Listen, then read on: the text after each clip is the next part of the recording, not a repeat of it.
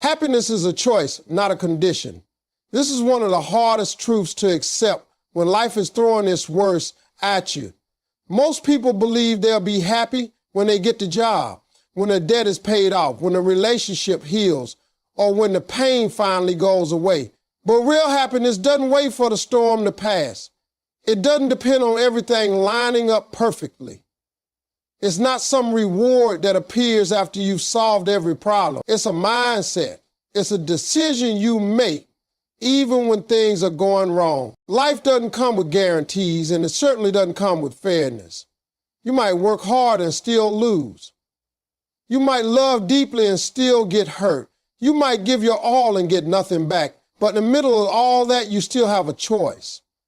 To suffer mentally and emotionally, or to look inside and say, I'm not going to let this destroy me. That's where happiness starts. It's not about smiling because life is good. It's about smiling because you're choosing to see the good even when life is hard.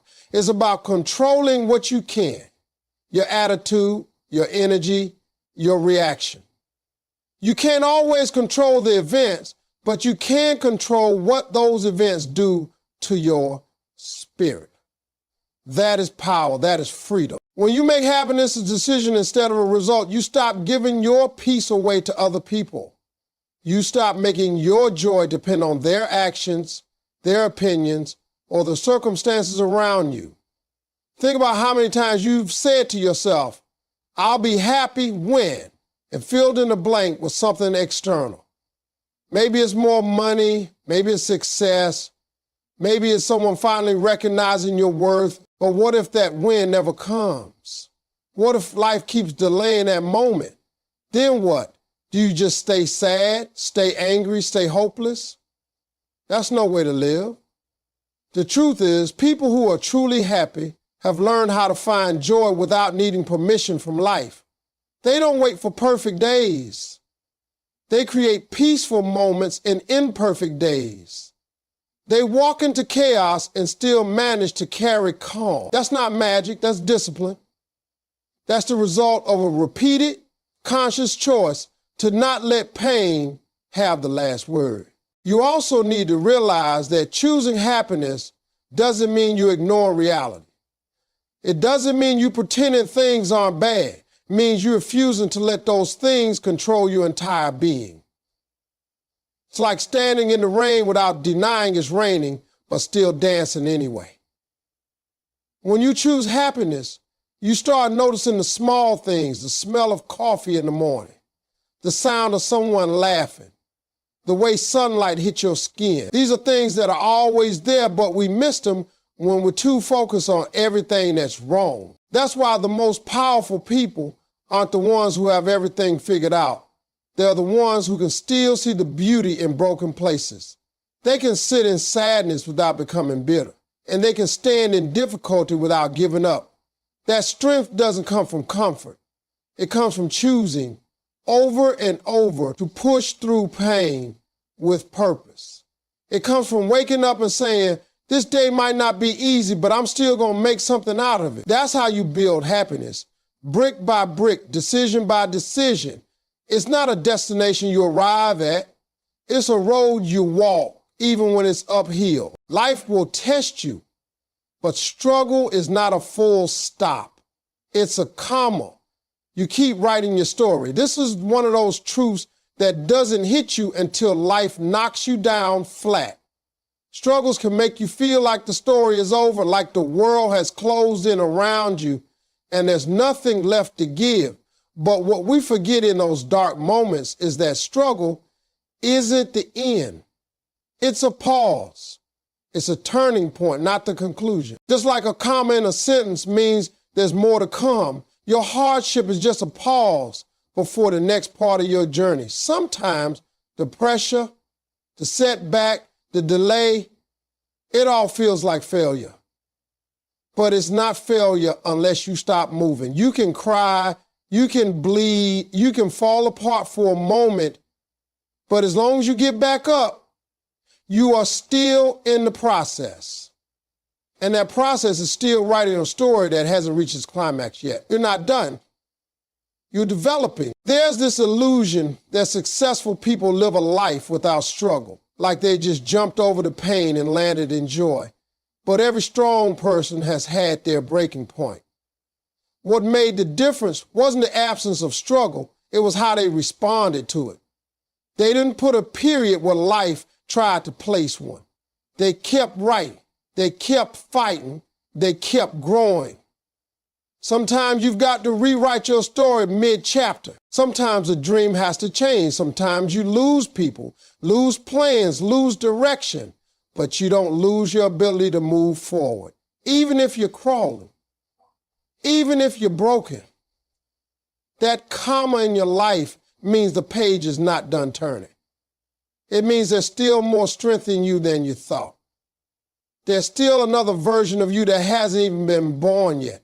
One who's wiser, tougher, more compassionate, more powerful because of what you're walking through right now. When you shift your mindset from why is this happening to me to what is this trying to teach me, your whole world starts to change. Struggles start looking like teachers instead of enemies.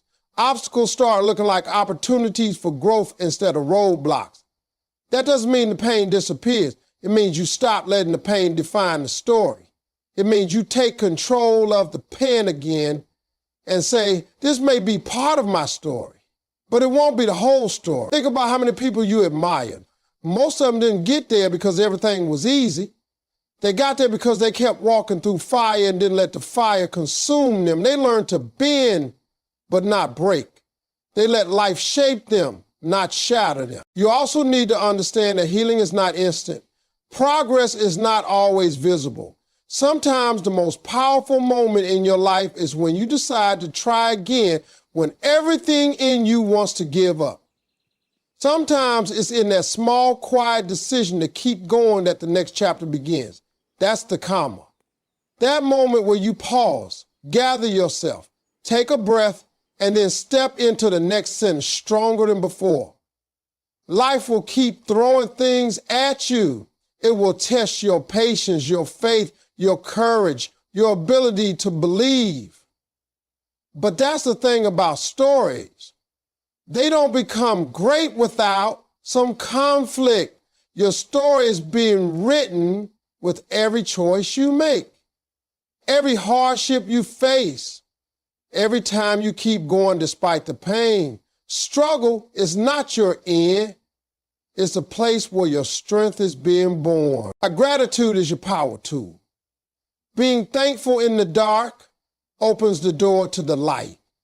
This truth might seem simple, but it holds deep power, especially when you're going through something tough.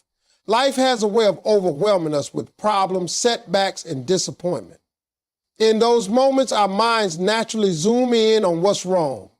We obsess over what we lost, what didn't happen, or what's broken. But what if, in the middle of that darkness, you stop for a moment and say thank you? Not because everything is perfect, but because you're still here, still breathing, still capable of finding one small thing that's good. Gratitude doesn't erase the pain, but it shifts your focus from what you lack to what you have. And that simple shift can change your entire state of mind. When you begin to practice gratitude daily, even during the worst times, you unlock a power most people don't even know they have. You gain control of your emotions. You stop allowing negativity to flood your system and paralyze your perspective. Gratitude gives you mental space to breathe, to think, and to see beyond the current struggle. It's a lens that brings clarity where there's confusion. It shows you that even though you might be hurt, you're not helpless. Even though you might be struggling, you're not without value. Being thankful doesn't mean you pretending everything's okay. It means you choosing to honor what is still okay, what is still working, even in the storm. You see, the more you focus on what's missing, the bigger the emptiness feels. But when you focus on what's present, no matter how small, you start filling your spirit back up. You may have lost a job, but you still have your skill. You may be heartbroken, but you still have love to give.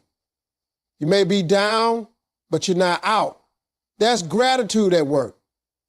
It's the voice inside you that says, this hurts, but I'm still thankful for what's left. And every time you listen to that voice, you're building resilience. You're training your mind to search for light instead of giving in to the dark. Gratitude is also contagious. It changes not only your own attitude, but the energy you bring into every room. When people see you smiling through difficulty, thankful through discomfort, they feel that. They get inspired by that. It shows them what's possible. That's why grateful people often have deeper relationships and stronger connections. They're not just radiating positivity, they're reminding everyone around them of their own reasons to hope. And when you start living from a place of thanks, you stop taking things for granted. The little things, the sunrise, a kind word, your health, your ability to try again, they stop being background noise. They become the fuel that keeps you moving. Many people wait for big miracles to be thankful. They want the promotion, the healing, the breakthrough, but the real miracle is waking up and finding something to smile about before any of that arrives. It's about choosing joy even when nothing big has changed, because gratitude trains your heart to see beauty where others see nothing. And once you learn to be thankful in the darkness can't scare you the same way anymore. You become stronger, more grounded, and more in control of your emotions. It becomes less about waiting for better days and more about building strength within the day you have. Gratitude isn't passive. It's a powerful act of rebellion against despair. It tells the world you're not giving up, that you still see meaning and value even when the world feels upside down. Your mindset is your steering wheel. If you think forward, you move forward. The way you think shapes the way you live, act, and respond to everything that happens in your life. Most people don't realize just how much power their thoughts carry. If your mind is filled with doubt, fear, or negativity, you start seeing the world through a lens that keeps you stuck. But if you train your mind to look for growth, hope, and possibility, you start seeing paths even in places that look like dead ends. Your thoughts set the direction of your life. They either keep you parked in pain or they take you toward progress. Life is full of things you can't control, but your mindset is the one thing that's always in your hands. And the direction you choose mentally is the direction your reality begins to follow. A lot of people wait for circumstances to improve before changing how they think. They believe if they just get the job, if the relationship heals, if the pressure lets up, then they'll start being positive. But it's the other way around. The mindset shift has to come first. You have to think differently before things get different. When you start thinking forward, even when you feel stuck, you begin to create momentum in your life.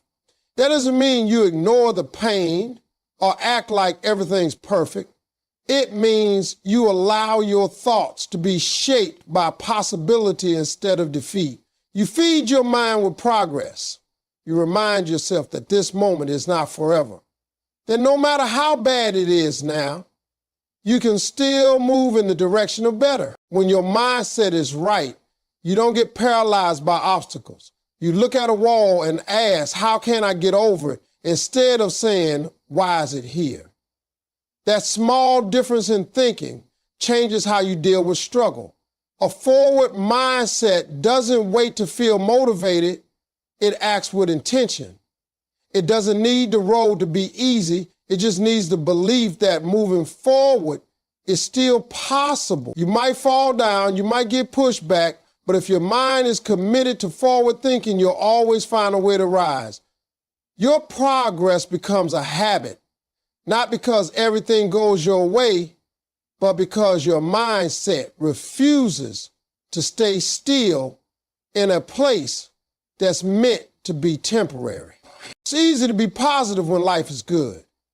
But the real power is staying mentally strong when life is falling apart. That's when mindset becomes more than just thoughts. It becomes your survival tool.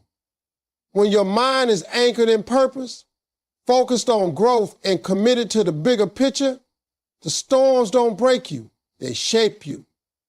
You start thinking like a builder, like someone who isn't waiting for life to get better, but is working daily to make it better from the inside out. You become more aware of your inner voice. You notice the thoughts that pull you backward and you challenge them. You become intentional with what you allow in your head because you know your mindset is the engine that drives every part of your journey. You start focusing less on what you've lost and more on what you're building. You begin to see setbacks as setups, problems as teachers, and struggle as part of the path, not a sign to quit, but a signal to keep adjusting and keep moving. A forward-thinking mindset doesn't guarantee comfort, but it guarantees movement. It keeps you from becoming emotionally stuck. It teaches you that growth often starts where your comfort zone ends. And when you think forward, you walk through life with a sense of purpose, no matter how uncertain the path may seem. The road isn't always clear, but with the right mindset, you trust yourself to keep steering, to keep shifting, and to keep driving towards something better. Faith doesn't mean you won't fall. It means you believe in rising again and again. So many people misunderstand faith and what it really represents in the middle of life's trials. They think that having faith means everything will go smoothly, that pain will be avoided, that if you believe hard enough, trouble will pass over you like a wave that never touches your feet. But real faith is forged in the fire, not in comfort. It's built in the pit, not the palace. Faith doesn't promise you a life without falls. It promises that every time you fall, you'll get up with something stronger inside you. You fall with fear, but you rise with strength. You fall with questions, but you rise with understanding. Faith is the belief that no matter how bad today looks, there's still a reason to wake up tomorrow and keep going. When you live with faith, you stop measuring your life by your failures. You start measuring it by your comebacks. Because falling is part of the journey.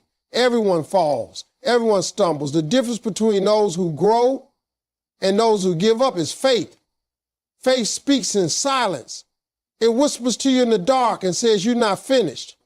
It doesn't erase the storm, but it reminds you that you're not walking through it alone. Even when nothing makes sense, even when your plans are shattered and your strength is gone, faith gives you a reason to try again. And that's what rising is really about. Not perfection, not winning all the time, but the quiet, stubborn courage to keep showing up for your life. People often think that having faith means they're supposed to be fearless, but even the strongest people feel fear. What faith does is give you something deeper than fear to hold on to. It gives you a reason to keep moving even if you're shaking. It's the belief that this valley you're walking through has another side, that even though the mountain is high, your climb is not in vain.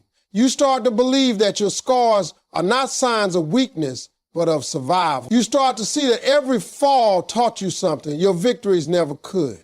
Faith is what makes you turn your pain into purpose.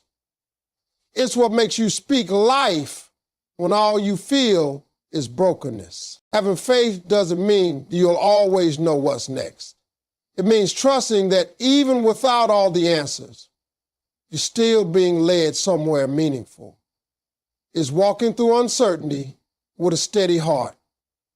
It's deciding that quitting is not an option, not because the path is easy, but because the calling on your life is too important. Faith reminds you that this chapter may be hard, but it's not the whole book. There's still more to write. There's still doors that haven't opened. There's still people who will walk into your life and change it for the better. There are still breakthroughs coming, healing coming, peace coming. And all you need to do is keep rising every time life knocks you down. Sometimes faith is loud, it's shouting, praising, declaring. But more often, it's quiet. It's the decision to put one foot in front of the other when everything in you wants to give up. It's the decision to be kind when you feel bitter, to love when you feel lost, to believe when you've been broken. That's the real test of faith. Not what you say you believe, but how you live when life doesn't go your way. Falling is human. Rising is faithful. Each time you get up, you prove that your story isn't over. You prove that your heart still beats with hope. You prove that whatever you've been through, it hasn't taken away your ability to fight. Faith doesn't remove the fall. It gives you the strength to rise from it and walk again with purpose. Joy isn't the absence of pain. It's the refusal to surrender to it. People often confuse joy with comfort, assuming that you can only feel joyful when everything in life is going smoothly. But the truth is, life rarely gives you that perfect stretch where nothing is going wrong. There's always something that could hurt, disappoint, or discourage you. If joy depended on a pain-free life, most of us would never experience it. But real joy lives in a different space. It lives in your decision to not let the pain dictate who you are or how you live. Joy is a rebellion against despair. It's standing in the storm with your heart open and your spirit unbroken. It's choosing to see the beauty, however small, in the middle of the mess. Joy is a mindset. It's not forced smiles or fake positivity. It's the deep, quiet strength that says, even though I'm hurting, I still have something to live for. Pain can touch your life, but it doesn't have to own it. You don't have to wait for everything to heal before you feel joy. You can hold space for both, the sadness that life brings and the joy that you choose to keep. That's not weakness. That's emotional strength. That's maturity. It means you've stopped waiting for joy to arrive and you've started building it where you are with what you have, even if what you have is just breath and hope. Some of the most joyful people have been through things that should have destroyed them, but they made a choice. They said, this pain will not define me. It will not shake my spirit. I might cry, but I will not crumble.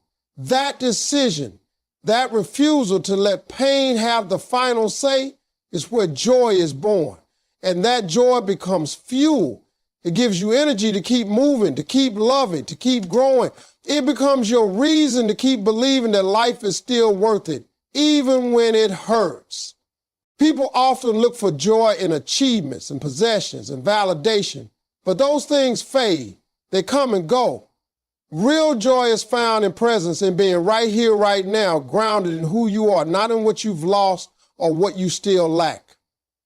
It's in appreciating the moment, no matter how imperfect it is.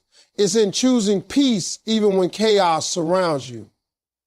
It's in that little voice inside that says, this is hard, but I'm still me. I still have value. I still have love to give. That kind of joy can't be stolen by life's setbacks. It's too deep. It's too real. You have to understand that pain is a part of the human experience. It's not always avoidable, but surrendering to that pain, letting it close your heart, letting it freeze your soul, that's a choice. And joy gives you an alternative. It says, yes, I'm hurting, but I won't let this pain steal everything from me.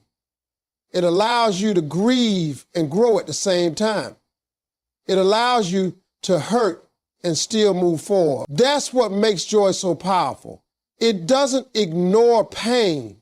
It coexists with it, outshines it, and eventually outlasts it. When you choose joy, you take back control of your emotional life.